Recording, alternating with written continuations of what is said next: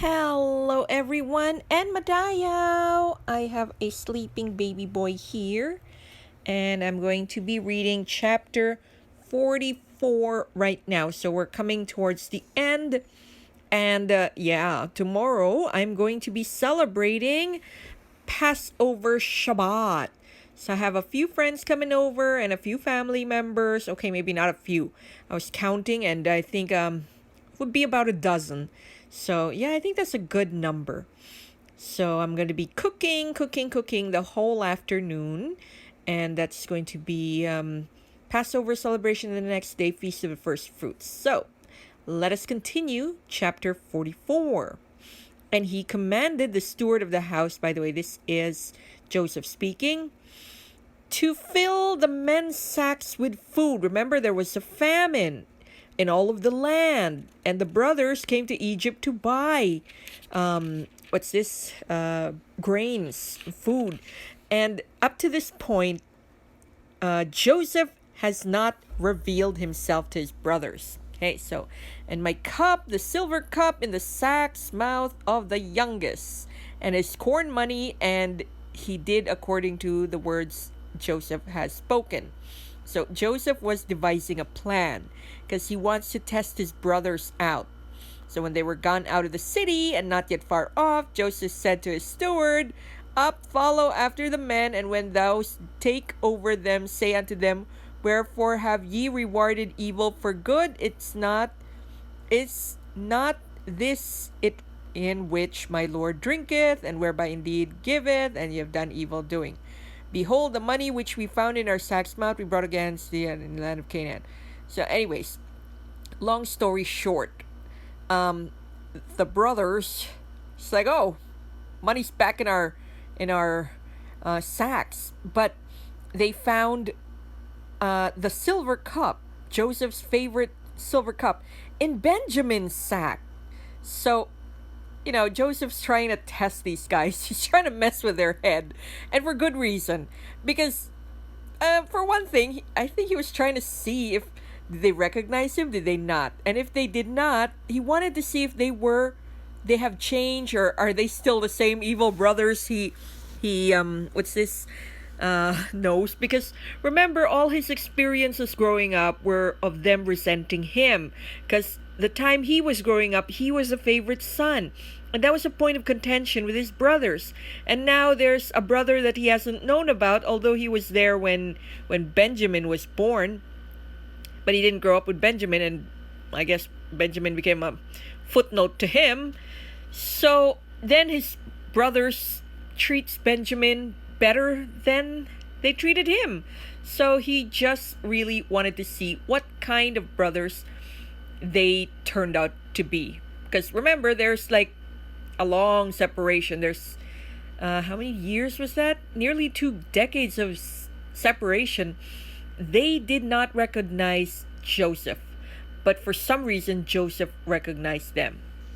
All right, so Joseph said unto them, what deed hast thou done? And Judah said, What shall we say unto my Lord? What shall we speak? How shall we clear ourselves? God has found out the iniquity of thy servants. Behold, we are thy Lord's servant, both we and he also with whom the cup is found. And he said, God forbid that I should do so, but the man in whose hand the cup is found, he shall be my servant. And as for you, get up, peace be upon your father. And Judah came near unto him and said, O Lord, let thy servant, I pray thee, speak with their words with their ears. So, what's this? Joseph wants who's ever stole my cup, the silver cup, whoever's bag we find him, he's gonna be my servant. And that means they're gonna throw Benjamin into slavery. And it was Judah who's like, no, don't, please don't. So there, this is a not very nice translation. I was reading a different version. I forgot which version I was reading on my iPad. But anyways, so it came to pass when thy servant, my father, were told him of the words of my Lord, and our father said, Go and buy us food. So, Judah's trying to like explain things to Joseph. And yeah, it's so hard because, he gave his word. well, Reuben gave his sons. Reuben said, if Benjamin doesn't come back, you can kill my two sons. And Judah's like, I'm going to be his guarantor. So now Judah is trying to plead his case to Joseph because he's like, oh, my father's gonna kill himself or die of grief. Something bad will befall. And for all their faults, they actually love their father. Maybe they didn't love Joseph as much, but they love their father to bits. And yeah, now, what are we gonna do?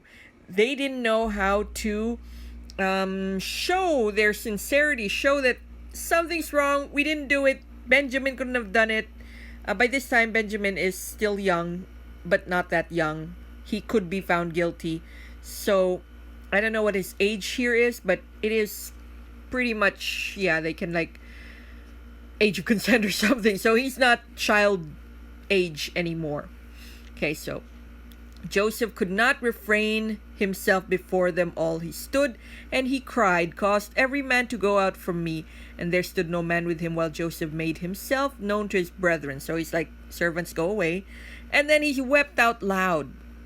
And the Egyptians and the house of Pharaoh heard. And Joseph said unto his brethren, I am Joseph, doth my father yet live? And his brethren could not answer him, for they were troubled at his presence.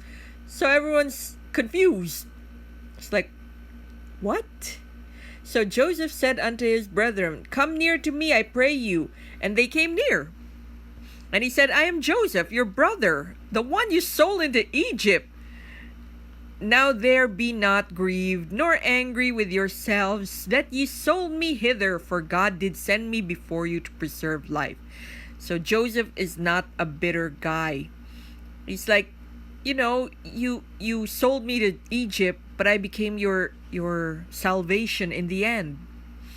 So then they tell him, yeah, Dad's still alive. And Joseph wanted them to come to Egypt. So Pharaoh said, you can reside in Goshen. So for the longest time, the Jews did not reside in the capital, by the way. They resided in the land of Goshen. So by the time Moses gets there, Moses actually goes to Pharaoh, goes back to Goshen, goes to Pharaoh, back to Goshen, because Goshen is in another part of the country. Okay, so this is a very mopey translation, but let me just give you a brief summary here. So Joseph's so happy. His brothers are confused. He tells them there's no ill will. He hugs and kisses Benjamin. They wept, and Benjamin too, because he's like, wow, I have an elder brother. Although, yeah, everyone's his elder brother, but one from the same mother. So there's only two kids from Rachel, and that's it, Joseph and Benjamin. So they wept. So when Pharaoh find out what's happening here, because this Pharaoh actually loves Joseph, he's like, okay, tell your family to reside here. I will give them the land of Goshen. They can do whatever they want there. So also regard not your stuff, for all the goods of the land of Egypt is yours. So he's very welcoming. He welcomed the Egyptians. They called Jacob from Canaan. They all went to Egypt.